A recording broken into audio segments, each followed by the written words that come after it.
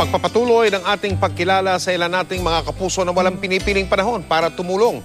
Tunghayan po natin ngayong gabi ang kwento ng mga kaibigan na tumulong sa mga nasalanta ng mga bagyong Ondoy at Yolanda gamit ang mga lumang kahon ng sapatos.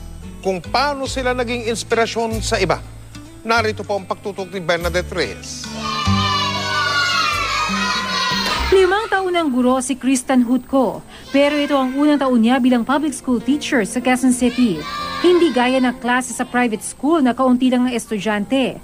Ngayon, 50 estudyante na ang kanyang tinuturuan. Hindi rin mawawala ang kakulangan ng pasilidad.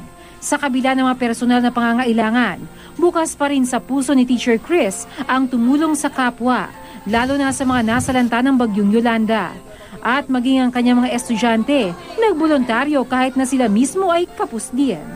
Marami sa mga estudyante ko nagsabi na maraming bata ang nawala ng mga bahay. Sabi nila dati, malungkot siguro ang Pasko nila. Wala silang maisip na paraan na kung paano makatulong. So nung nakita ko sa Facebook yung Shoebox Love project, naisip ko na kaya namin gawin yon as a class.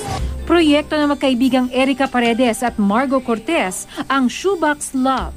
Imbes na simpleng relief packs, mga personalized gift items ang ilalagay sa kahon ng sapatos. Una nilang ginawa ang proyekto noong bagyong Ondoy noong 2010.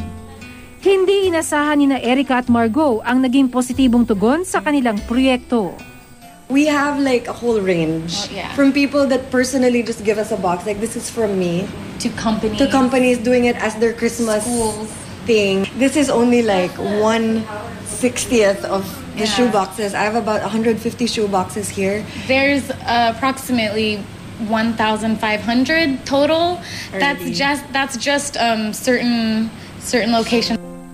Inabutan namin ang klase ni Teacher Chris na nagdidisenyo ng mga shoebox na paglalagyan ng regalo para sa mga nasalanta.